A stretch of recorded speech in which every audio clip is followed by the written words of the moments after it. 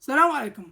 أخت تتزوج أخوها واثنيناتهم ما يدرون، لا الأخو يدرب أخته ولا الأخت تدرب أخوها، وعيت أنا عايشة وحيدة عند أبوي وأمي، وطبعا أمي كلش مريضة وتعبانة، كانت خالتي تعتني بيها، بعدين سافرت للخارج، فأبوي بأحداث 2006 استشهد، وأمي وراه بسنتين توفت. رحت يم خوالي، عشت يمهم، عاملوني بكل حنية وحب وما حسيت بالغربة. تقول عشت حتى صرت تقريبا 15 سنة يوم سوى حادث خالي وخالتي سوى ماتوا، وتقول صار وجودي وياهم بدون أب وأم، وعدت وأم ولد وصعبة شوي، فصرت أفكر أروح لغير قرابة، حد ما وحدة من البنات قالت لي أريدك بموضوع مهم، وانا قلت يا ستار خلنا نشوف الموضوع المهم شني.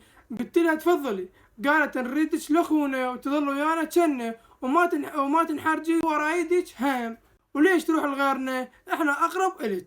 تقول قبلت بي وتزوجت لبن خالي، وب 2018 رزقنا بولد، وب 2020 رزقت ببنية مثل القمر. كل هذا التمهيد للمصيبة اللي راح تصير. يا ستار ايش راح يصير ما جاي نعرف. تقول مشت حياتنا عادية أنا وابن خالي بحب واحترام، وعدنا طفلين وعايشين حياة زوجية سعيدة، حد ما أجت خالتي من الخارج بعد سنين طويلة، وتقول صارت اللي كارثة، فالتمت العائلة كلها والقرابة، والتمينا كل احنا الزلم والنسوان والشباب والأطفال، كل احنا يم خالتي لأن مشتاقين لها كلش، وصارت تخمن منو هذا ومنو هاي ومرت مين وبن مين واخت مين وبت مين ومن هاي السوالف، وقالت ما شاء الله كبرتوا وتغيرت ملامحكم وصرت ما أعرفكم، وصارت تسأل علينا واحد واحد.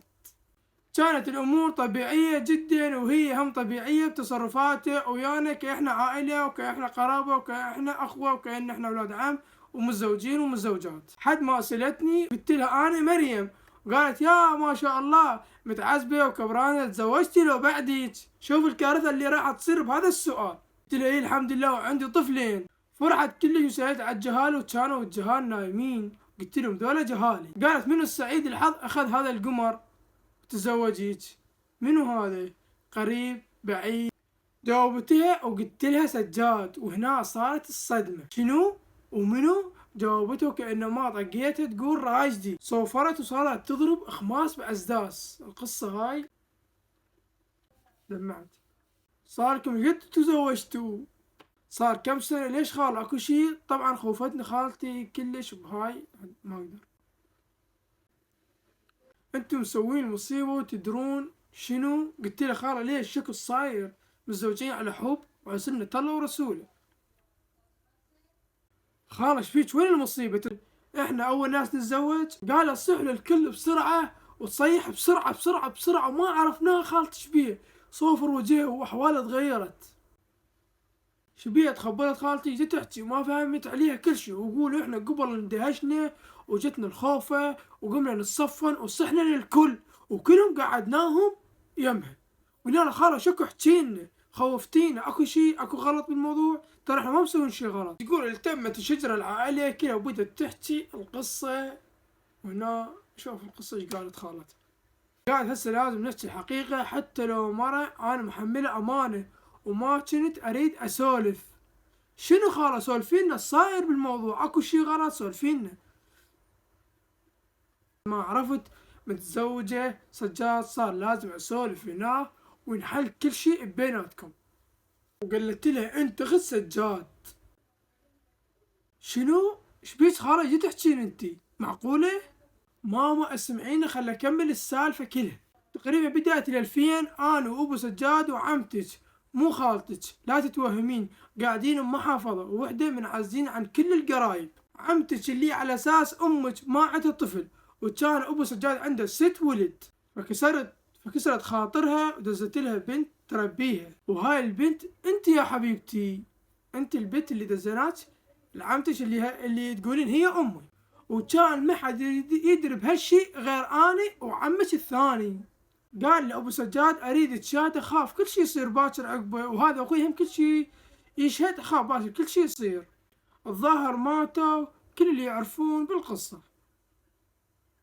وأنا سافرت وما حشيت، وهذا أكبر خطأ وأكبر ذنب سويته بحياتي، ولازم أنتم تنفصلون هسه. واللي ظلوا كلهم ما يعرفون شي يا يمه، هاي السالفة كلها أنت أخذ سجاد. يعني بالمختصر الشاهدين على هالأمر ماتوا كلهم ولا واحد بقى منهم، وهسه سجاد أخوك من لحمك ودمك. قالت البنية، قالت يا خالتي ايش تحجين؟ جاي تسولفين وياي هيج ليش؟ قالت بعد لا تصيحين خالتي، عمتك ماما، انا عمتك شبيك، انا مو خالتك. شنو القصة؟ خاف حلمانة؟ احكي صدق، حتى بالافلام ما يصير هذا الشي عمه او خالة. شنو الموضوع؟ سولفيلي، خليني قول كذب، قول الشاقة، قول اي شي، بس لا تحكين هيج. قالت هاي كل القصة وانا بريت ذمتي، بقت يمكم انتم حرين تصرفاتكم. فريت منها تقول بس اتشاقه، بس تقول الشاقه وياكم، بس تقول كذي، بس تقول مشتبه، بس تقول غلطانه، ماكو غفرت. قالت انت اخذ سجاد، مو مرت سجاد ومو من خالتك. تالي صفنت شنو الحل، وردت الدليل القاطع، شوفتني شلون مشهدها على الورقه، وبعدها سوينا التحاليل، وردنا بس نتمسك بشي تطلع هالقصه كذب. وبعد ما تاكدوا الكل قال نسأل بيها، طبعا على السريع سألنا بيها المختصين وجاوبونا. سمعوا تجاوبون، لازم تنفصلون على السريع، لازم تنفصلون على السريع، لين هاي بيها إشكال، ورا ما عرفتوا لازم تنفصلون. والأطفال مو ولد حرام، يسموه وطئ شبهة، يعني مو عارفين أو عن جهل.